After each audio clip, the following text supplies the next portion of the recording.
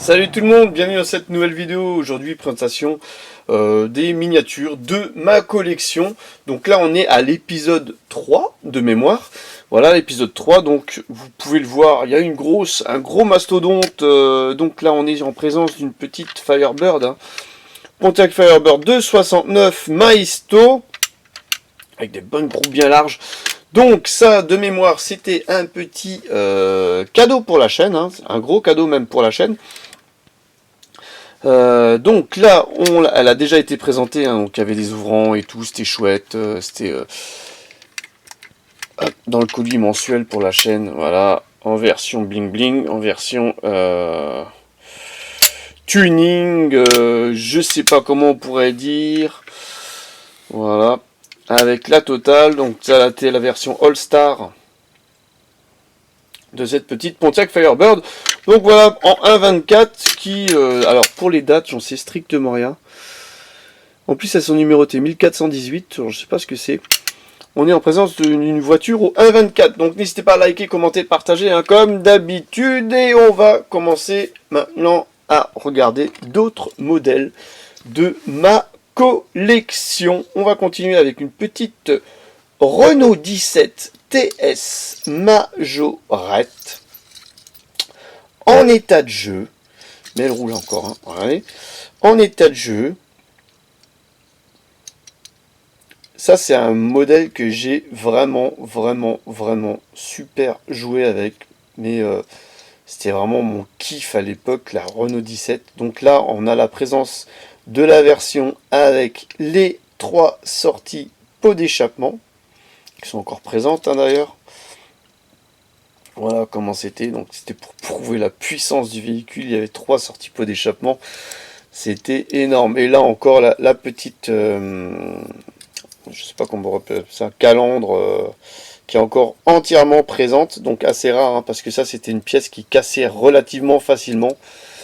Surtout avec le temps. Le plastique, c'est pas ouf. Donc voilà pour ce modèle. Ça c'est sorti. Ça faisait longtemps que j'avais pas sorti de la vitrine celle-là. De boîte. Celle-là elle est pas en vitrine.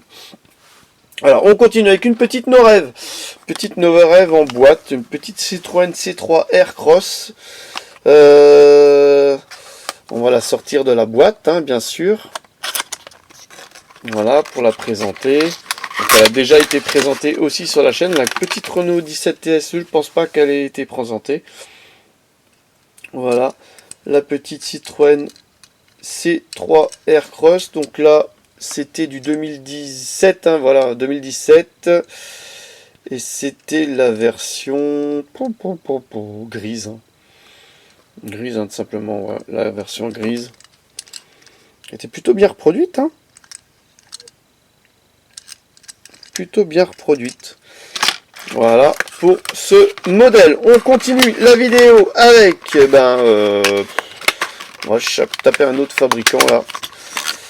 Alors je vois, il y en a plein. Je me suis un petit peu lâché là sur celle-là. Là.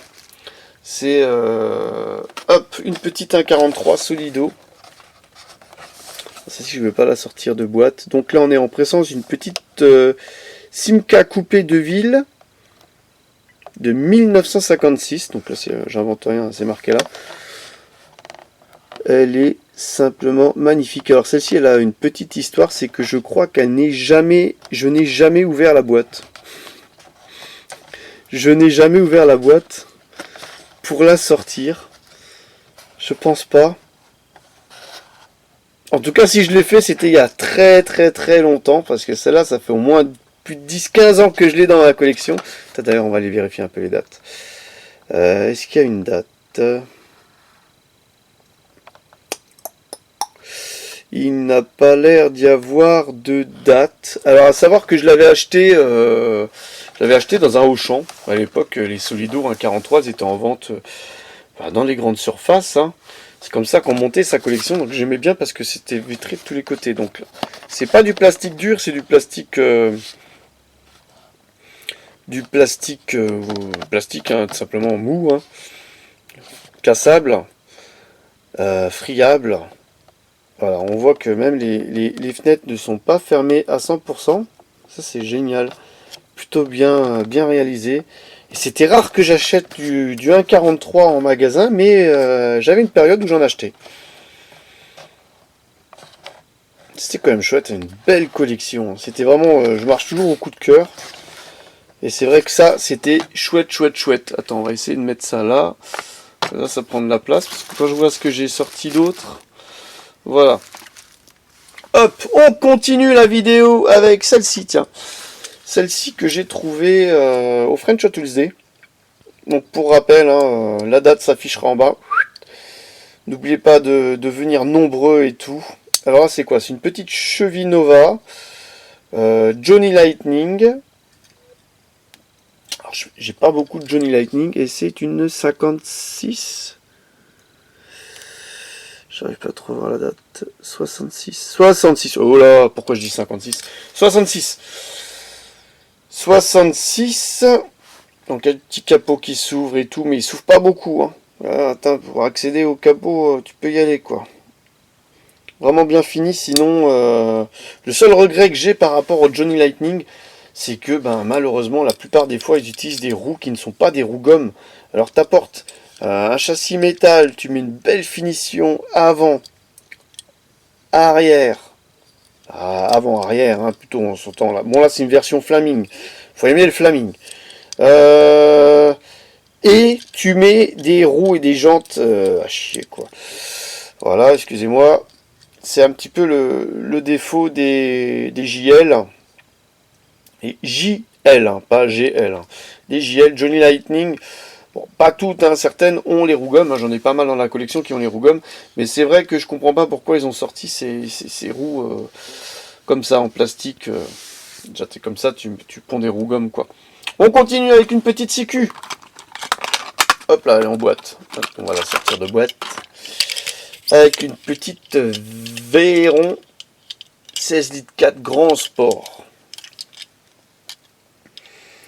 Donc oui, une petite Bugatti Veyron. Alors, qui était pas malement vue. Assez large, mais produit assez cher hein, pour la finition. CQ, voilà, c'est devenu très cher. Ça a toujours été cher, ça a toujours été un petit peu plus au-dessus. Mais à l'époque, on avait une autre finition, je trouvais. On avait au moins le châssis en métal. Alors on a les roues gommes, ça c'est chouette chez CQ, mais on a le châssis plastique et ça casse un petit peu le mythe. Le mythe CQ à l'époque, c'était quand même plus sympa. Et puis maintenant c'est vrai que depuis 20 ans, ils nous pondent des coloris à dormir debout, toujours les mêmes. Donc voilà quoi. Donc ça c'était le Bugatti, m'en fallait. Alors j'en ai quelques-unes des Bugatti hein, de chez CQ. Je crois d'ailleurs que je les ai quasiment toutes. Je vais pas dire toutes parce que je crois qu'il y a des coloris que j'ai pas. Mais je les ai quasiment toutes. Voilà une petite CQ dans la collection. C'est pas la version Speeder, c'est pas ma préférée. C'est pas ma préférée. Et en parlant de Bugatti, bien sûr qu'il y a la Bugatti Veyron 1/8 qui est sur le point d'être fini d'être construit à l'heure où je parle. Voilà, on continue avec une petite No-Rêve de nouveau. Système de boîte là. Pourquoi je l'ai laissé en boîte celle-là? J'aurais dû la sortir de boîte, ça aurait été plus simple. Voilà, une petite Renault 5 Turbo No-Rêve. J'aurais mieux fait de la prendre celle en blister. Est-ce qu'elle roule? Voilà, elle roule. Assez fragile. Hein. Assez fragile au niveau des roues, les No-Rêve. Voilà. Même, regardez, les roues, elles sont plutôt fines. Voilà, très bien. Alors franchement, quand No-Rêve, ils nous ont sorti la Renault 5 Turbo à l'époque, au 1,64, il la fallait absolument. Il nous la fallait absolument. Donc celle-ci, c'était un cadeau pour la chaîne. Oh, il y a un pet là, il va falloir que j'enlève ça. C'était un cadeau pour la chaîne. Donc déjà présenté. Donc celle-ci, j'ai dû la recevoir l'année dernière. Superbe colis d'ailleurs, avec pas mal de belles pièces dedans. J'ai adoré. Voilà. Et je les garde, hein, bien sûr. Hein. Même si je l'ai en boîte, hein, je garde, j'adore. J'adore. Voilà pour cette petite miniature. Il en reste 3 à présenter dans cette vidéo. Voilà, on va la mettre là. Alors, celle-ci. Ouh là là. Là, on va monter crescendo en puissance. Là, on est en présence d'une petite Kyosho. Et ça, c'est vraiment un modèle que j'affectionne. J'aurais pu la montrer en dernière. Une petite Alfa Romeo Montréal. Donc un magnifique modèle chez Alfa Romeo avec un V8.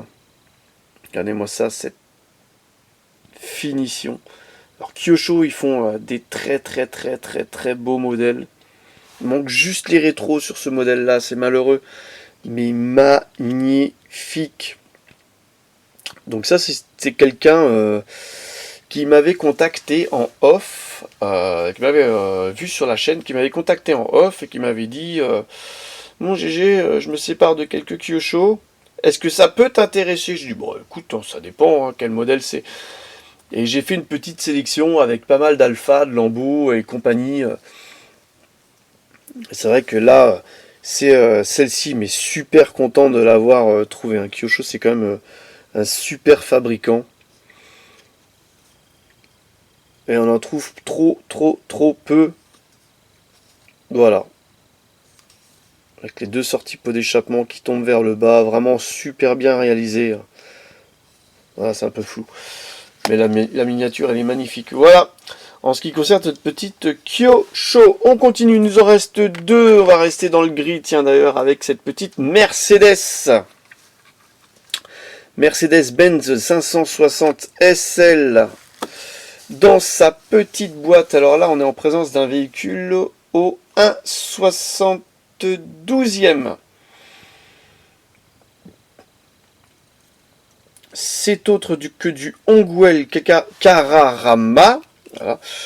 Hongwell Carrarama. Alors, je sais pas comment on prononce. Alors, soit Carrarama, soit Hongwell, machin chose. À l'époque, ils nous ont sorti des voitures d'une qualité, d'une finition exceptionnel. C'était vraiment exceptionnel. On en a trouvé relativement facilement et puis d'un jour à l'autre, pouf, elles ont toutes disparu. Et voilà, et maintenant pour en trouver, tu es obligé d'aller sur les bourses, sur les vides-greniers, dans quelques vides-greniers pour en trouver. Regardez-moi ça, c'était vraiment magnifique à l'époque du 1,76. Et c'était vendu une bouchée de pain en plus, c'était ça qui était énorme. C'était vendu le prix d'une majorette quasiment, quoi. Et t'avais une finition de ouf, quoi. Donc là, celle-ci, ça fait déjà un petit moment que je l'ai dans la collection. Je crois que je l'avais acheté sur une bourse de voiture à échelle 1. Oui, vous entendez bien, une bourse de voiture à l'échelle 1. Je me demande si elle ne provenait pas de la bourse de Lipsheim. Celle-ci, je l'avais trouvée coup de cœur, quoi. J'ai dit, punaise, la finition. Magnifique. 1,72e, donc, ou 1,76, 1,72. Ouais, voilà, c'est pas du 1,87. On est un petit peu en dessous au niveau taille que le 1,64. En tout cas, voilà pour ce modèle. On passe suite au dernier modèle de cette vidéo avec une petite green light. Voilà. Donc celle-ci rentrée assez récemment, pas présentée sur la chaîne. Donc la Mercedes n'avait pas été présentée sur la chaîne. La Simca n'avait pas été présentée sur la chaîne. La R17, je pense pas non plus. Et celle-là, la V-Dub. Donc voilà. Bon, on rattrape un petit peu. Alors celle-ci, petite particularité, c'est la Volkswagen Type 1 Split Windows Beetle de 49. Donc une des toutes premières coccinelles sorties sur le marché. Avec les vitres en split, hein, derrière en deux parties. Hein.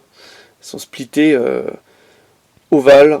Donc c'était la particularité. Il y avait, je crois que la toute première même, elle avait pas la version ovale. Non, la version ovale. Ouais, la toute première, c'était... Attends, je raconte pas de bêtises. Parce que j'en ai une de 38 derrière. 38, est-ce qu'il y a le split? Oui, la vitre, elle est splittée en 38, 40. Là, j'ai la version 49, donc ouais.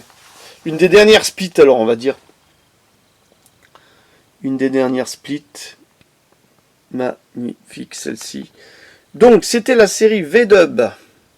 Voilà, avec toujours les mêmes... série 1. Donc, plutôt rare. La première génération de V-Dub.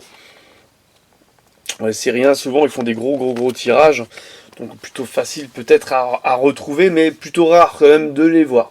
Voilà, 2015. 2015, voilà pour ce modèle, toujours le petit,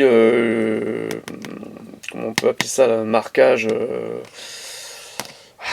le petit sticker officiel Volkswagen, voilà, sur toutes les Volkswagen Greenlight. En tout cas, magnifique cette petite Volkswagen Type 1 Split Windows. Coccinelle donc, hein. Ça s'appelle ça Beetle. Voilà, donc il y a le capot qui est ouvrant, capot coffre. Le capot moteur aussi, il y a 2 ouvrants. Voilà. Alors, je peux pas vous dire comment il s'ouvre en vrai parce que j'ai pas ouvert les blisters et j'ai pas du tout envie de les ouvrir. Je dois vous admettre. Donc voilà en ce qui concerne cette présentation de la collection. J'espère que cette vidéo vous aura plu. N'hésitez pas à liker, commenter, partager, à dire dans les commentaires quel modèle vous avez apprécié. Et on se retrouve pour une prochaine vidéo. Allez, bye bye!